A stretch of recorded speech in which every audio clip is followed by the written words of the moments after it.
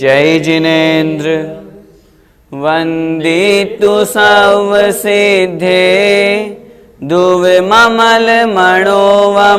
गदिं पते वोच्छामि समयपाहुड मिणमो सुध केवली भणिदम। पंच परमेष्ठी भगवान की जय हो। समयसार जी महान ग्रंथादिराज का निर्जराधिकार चल रहा है।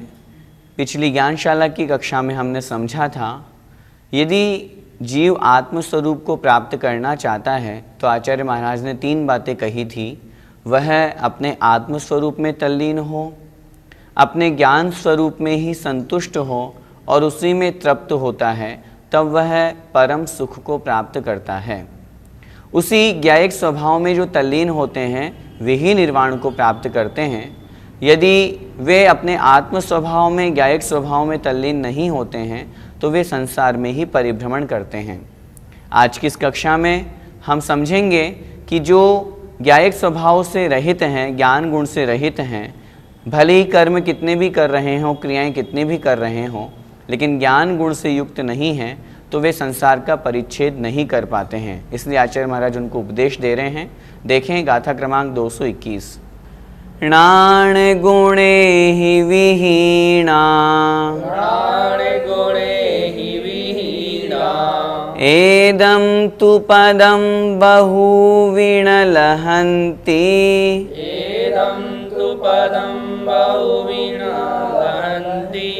तं गिण्ण सुपदमेदं यदि इच्छसि कं परिमोक्षं। बोलिए णाण गुणे हि विहीणा एदं तु पदं बहुविणलहन्ति तं गिण्ण सुपदमेदं यदि इच्छसि कं परिमोक्षं। णाण गुणे हि विहीणा एदं तु पदं बहुविणलहन्ति तं गिण्ण सुपदमेदं यदि इच्छसि कं परिमोक्षं। इस गाथा का अर्थ समझते हैं। णाण गुणे ही विहीणा। णाण अर्थात ज्ञान, गुणे ही अर्थात गुण के द्वारा या गुण से। णाण गुणे ही अर्थात ज्ञान गुण से, विहीणा अर्थात विहीन, रहित। जो जीव ज्ञान गुण से रहित हैं। एदम मतलब इस, तु मतलब तो, पदम अर्थात पद को, इस पद को, कौन से पद को? अपने ज्ञायक स्वभाव रूप पद को। बहुवी अर्थात बहुत से ज्ञानी मुनि महाराज, बहुत से जीव, न लहंती अर्थात प्राप्त नहीं होते हैं। क्या मतलब? आचार्य भगवान ये कह रहे हैं जो ज्ञान गुण से रहित हैं वे ऐसे बहुत से लोग हैं, बहुत से मुनि महाराज हैं जो इस ज्ञायक पद को, आत्मस्वरूप को, निर्विकल्प अवस्था को, उस पद को प्राप्त नहीं होते हैं। इसलिए आचार्य भगवान कह रहे हैं तम गिण्ण, उसको ग्रहण करो। किसको? सुपद मेदम, इस सुपद को, जो परमार्थ पद है, जो हमने पिछली गाथा में चर्चा करी थी, जो आत्मस्वरूप में लीन होने वाला ज्ञायक स्वभाव का पद है, निर्विकल्प पद है, उस पद को गिण्ण अर्थात ग्रहण करो। यदि अर्थात यदि, इच्छसी चाहते हो, इच्छा करते हो, किसकी? कम परिमोक्षम अर्थात कर्मों से मुक्त होने की। यदि कर्मों से मुक्त होने की इच्छा करते हो तो क्या करो? उस परम पद को, जो सुपद है, परमार्थ पद है, ज्ञायक स्वभाव रूप आत्म पद है, उसको ग्रहण करो। कहने का तात्पर्य आचार्य भगवान बहुत सीधी और सरल भाषा में यहाँ पर समझा रहे हैं। ऐसे संसार में बहुत से जीव हैं, बहुत से मुनि महाराज हैं जो ज्ञान गुण से रहित होकर के, आत्मा के स्वभाव से रहित होकर के, ज्ञान गुण से यहाँ तात्पर्य ऐसा नहीं है कि ज्ञान से ही रहित आत्मा हो गई, ऐसा कभी नहीं होता। ज्ञान तो जीव में रहेगा ही रहेगा, लेकिन जो ज्ञान स्वरूप आत्मा का स्वभाव है, उस स्वभाव से जो च्युत हो गए और रागद्वेष रूप विभाव में जो लग गए, उनकी अपेक्षा से यहाँ पर आचार्य महाराज कह रहे हैं कि जो ज्ञान गुण से रहित हैं, ऐसे बहुवी अर्थात बहुत से लोग इस पद को अर्थात आत्मस्वरूप को, ज्ञायक पद को प्राप्त नहीं करते हैं। इसलिए यदि कर्म परिमोक्षम इच्छसि, यदि तुम कर्मों से परिमुक्त होना चाहते हो, कर्मों से छूटना चाहते हो, तो सुपद मेदम गिण्य, इस सुपद को अर्थात जो परमार्थ पद है, परमात्म पद है, ज्ञायक स्वभाव वाला पद है, इस पद को ग्रहण करो। आचार्य महाराज बड़ी करुणा के साथ में हमें उस बात की शिक्षा दे रहे हैं, उन सब से छूटो।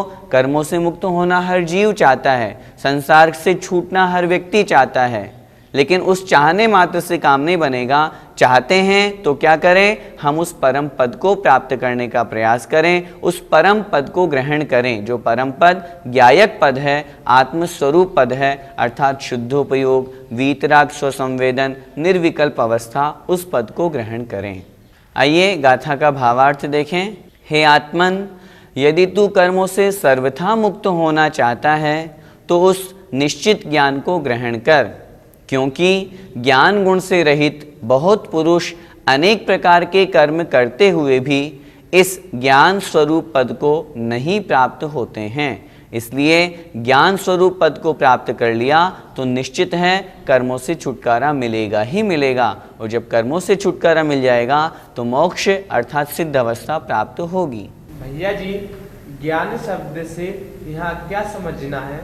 निर्विकार रूप परम पद की प्राप्ति होना ही ज्ञान का अर्थ यहाँ समझना है, क्योंकि ज्ञायक स्वभाव ज्ञान पद को प्राप्त करना है तो विकार, राग, द्वेष आदि जो भाव हैं उनसे रहित होकर के जहाँ परमात्म परम आत्म पद है उसी की प्राप्ति होना, यहाँ ज्ञान पद को ग्रहण करना समझना चाहिए। भैया जी, ज्ञान गुण से रहित मुनि कैसे होते हैं? जो मुनि महाराज तपश्चरण तो करते हैं, लेकिन जिन्हें आत्मज्ञान नहीं है, जिन्हें स्वसंवेदन नहीं है, वे मुनि महाराज कहलाते हैं ज्ञान गुण से रहित मुनि महाराज। मैंने आपसे अभी पहले भी निवेदन किया, ज्ञान गुण से रहित होने का तात्पर्य ऐसा नहीं है कि आत्मा में से ज्ञान ही पूरा समाप्त हो गया।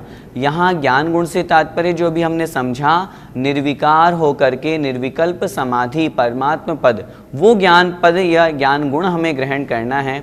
उससे रहित मुनि महाराज जो शुभोपयोग में हैं, तपश्चरण आदि कर रहे हैं, जिन्हें स्वसंवेदन नहीं है, जो आत्मानुभव नहीं कर रहे हैं, उन मुनि महाराज को यहाँ पर ज्ञान गुण से रहित मुनि की कोटि में लिया गया है। भैया जी, ज्ञान गुणगत होना और शुद्धोपयोग में क्या अंतर है? ज्ञान गुणगत कहें या शुद्धोपयोग कहें, स्वसंवेदन कहें या फिर स्वरूपाचरण कहें, परम समाधि अवस्था कहें या फिर निर्विकल्प अवस्था कहें, ये सब पर्यायवाची हैं।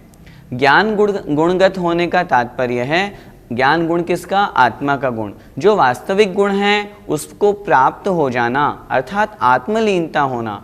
शुद्धोपयोग में भी यही होता है। निर्विकार, राग द्वेष आदि विकार भावों से रहित होने पर वही अवस्था होती है। स्वरूपाचरण, अपने स्वरूप में, अपने स्वभाव में आचरण करना, उसमें तल्लीन होना। वीतराग, सम्यक दर्शन, जहाँ पर सम्यक दर्शन, ज्ञान और चारित्र तीनों अभेद हैं, अलग अलग नहीं हैं, क्योंकि वहाँ पर राग का अभाव हो गया। अभेद रत्नत्रय जहाँ प्रकट हो जाता है।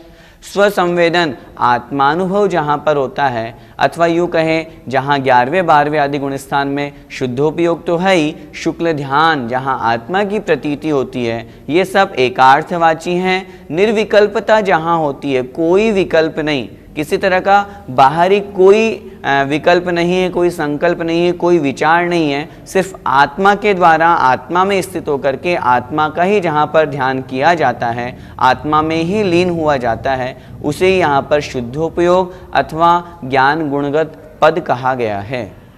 भैया जी, ज्ञान गुण की प्राप्ति की आवश्यकता क्यों है? यदि ज्ञान गुण की प्राप्ति नहीं होगी तो जो हमारा लक्ष्य है मोक्ष प्राप्ति का, वो कैसे मिलेगा? उससे पूर्व की जो अवस्था है, जहाँ चाहे तपश्चरण कर रहे हों, चाहे अशुभोपयोग या शुभोपयोग हो, ये तो आत्मा का स्वभाव नहीं है।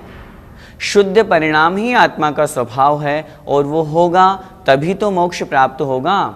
आज तक जितने जीवों ने मोक्ष पद को प्राप्त किया है, ज्ञान गुण को अपने अंदर धारण किया है, ज्ञान गुण में वो तल्लीन हुए हैं, आत्मानुभव उन्होंने किया है, शुद्धोपयोग निर्विकल्प समाधि जो भी हमने पहले चर्चा करी, उस पद को उन्होंने प्राप्त किया है, तब जाकर के मोक्ष को प्राप्त किया है। ऐसे नहीं कि घर में बैठे बैठे ही उनको मोक्ष मिल गया बिना मेहनत किए। उन्होंने ज्ञान गुण को अपने अंदर धारण किया है, इसलिए उसके बिना मोक्ष संभव नहीं है। आचार्यों ने लिखा है ये तो अमृत के समान हैं। जिस प्रकार प्रत्येक व्यक्ति हर जो अपने लक्ष्य है उसको प्राप्त करना चाहता है और उसकी प्राप्ति की तरफ वो कदम बढ़ाता है, ठीक उसी प्रकार हमारा लक्ष्य मोक्ष प्राप्ति है, इसलिए हमें ज्ञान गुण की आवश्यकता तो है ही सही। भैया जी, क्या बाह्य तपश्चरण सब व्यर्थ हैं? नहीं, ऐसा नहीं है कि बाह्य तपश्चरण आदि सब व्यर्थ हों, हम इन्हें व्यर्थ नहीं कहेंगे, लेकिन हाँ, शुद्धोपयोग की जहाँ पर बात की जाएगी उस अपेक्षा से आचार्यों ने तपश्चरण आदि को शुभोपयोग कहा है, और वहाँ तक जब तक वो आत्मस्वरूप में लीनता को प्राप्त नहीं होते हैं तब तक वे बाह्य तपश्चरण भी उस शुद्धोपयोग की अपेक्षा से कमज़ोर माने गए हैं। ये तपश्चरण आदि सब शुद्धोपयोग के साधन हैं।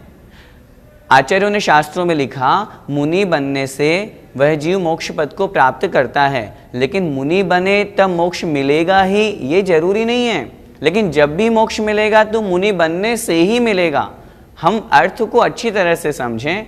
तपश्चरण आदि ये सब शुभोपयोग हैं। जब इसी तपश्चरण को करते करते आत्म ध्यान में लीनता होती है, शुभोपयोग छूट जाता है, शुद्धोपयोग की प्राप्ति होती है। इसलिए ये तपश्चरण आदि ये व्यर्थ नहीं है, ये शुद्धोपयोग के साधन हैं। जिस परमात्म पद को, जिस ज्ञान गुण पद को, जिस शुद्धोपयोग को हम प्राप्त करना चाहते हैं, ये वहाँ के साधन कहे गए हैं। इसलिए इनको हम व्यर्थ नहीं कह सकते। जिस प्रकार किसान खेती करता है, किसके लिए करता है? अन्न के लिए, फसल प्राप्ति के लिए। यदि उसका लक्ष्य घास जो फूस है अथवा जो चारा आदि है उसकी प्राप्ति, उसका प्रयोजन हो जाएगा, तब तो उसकी खेती करने का कोई मतलब ही नहीं निकलेगा। वो खेती तो कर रहा है कि मुझे तो अन्न फसल प्राप्त हो जाए, उसके साथ में यदि उसे अपने पशुओं के लिए चारा भी मिल रहा है तो इसमें कोई आपत्ति नहीं है। ठीक उसी प्रकार ज्ञानी जीव शुद्धोपयोग में लीन हो रहा है, शुद्धोपयोग में अधिक से अधिक अंतर मुहूर्त तक रह सकता है, उसके बाद वह नियम से शुभोपयोग में आएगा ही आएगा। तो शुभोपयोग में आ रहा है तो वो दुखी नहीं होगा, वह शुभोपयोग उसके लिए स्वर्ग का कारण बनेगा, मुक्ति का कारण नहीं बनेगा, लेकिन शुद्धोपयोग मुक्ति का कारण बनेगा। इसलिए लक्ष्य उसका शुद्धोपयोग को प्राप्त होना है। बाह्य तपश्चरण आदि ये सब उस शुद्धोपयोग तक पहुँचाने के साधन हैं। इनके बिना वह शुद्धोपयोग में भी नहीं पहुँच सकता। लेकिन वो इसी में संतुष्ट रह जाए कि नहीं, मैं तो बस व्रत उपवास कर लूं, इसी में मेरी आत्मा का कल्याण हो जाएगा, सो ऐसा भी नहीं है। इनसे भी उसे आगे बढ़ना है। इसलिए आचार्य महाराज उन मुनि महाराजों के लिए यहाँ पर यह बात कह रहे हैं, उस तपश्चरण से भी आगे बढ़ो, आत्मस्वरूप में लीन हो। इस गाथा का पद्यानुवाद पढ़ते हैं। होते कई मुनि बिना निज बोध जीते, पीते सुधान निज की रह जाय रीते, विज्ञान को भज अतः विधि काटना है, तू चाहता यदि निजी निधि छाटना है। हे भव्य जीव, यदि तू अपनी निज निधि आत्मस्वरूप को प्राप्त करना चाहता है तो क्या करो? विज्ञान और जो ज्ञान है, जो ज्ञान गुण है, उसको भज, उसको प्राप्त कर। यदि विधि काटना है अर्थात जो कर्म है उनको काटना चाहते हो तो। अब आचार्य महाराज उसी ज्ञानी जीव की बात कर रहे हैं। वह जो ज्ञानी जीव होता है, आत्मस्वरूप में लीन होता है, तो वह किस प्रकार धर्म अर्थात पुण्य को भी नहीं चाहता। अन्य जो क्रियाएं हैं, वो अन्य जो इच्छाएं हैं उससे परिग्रह लगती है और वो अपरिग्रही होकर के अपने आत्मस्वरूप में लीन होता है। अपरिग्रहो अनिच्छो, अपरिग्रहो अनिच्छो, भणि दोणाणि अनिच्छदे धम्मम्, भणि दोणाणि अनिच्छदे धम्मम्, अपरिग्रहो दुधम्मस्य अपरिग्रहो दुधम्मस्य जान गोतेन सो होदी। जान गोतेन सो होदी। बोलिए अपरिग्रहो अनिच्छो भणिदोणानि अनिच्छदे धम्मम् अपरिग्रहो दुधम्मस्य जान गोतेन सो होदी। अपरिग्रहो अनिच्छो भणिदोणानि अनिच्छदे धम्मम् अपरिग्रहो दुधम्मस्य जान गोतेन सो होदी। गाथा क्रमांक 222 का अर्थ देखें। अपरिग्रहो अनिच्छो, अपरिग्रहो अर्थात अपरिग्रही, परिग्रह से रहित। अनिच्छो अर्थात जिसकी इच्छा नहीं है, अनिच्छो अर्थात इच्छा से रहित। भणिदो अर्थात कहा गया है जो सभी प्रकार के परिग्रह से रहित है, सभी प्रकार की इच्छाओं से रहित है, वह कहा गया है। क्या कहा गया है? णाणी अर्थात ज्ञानी।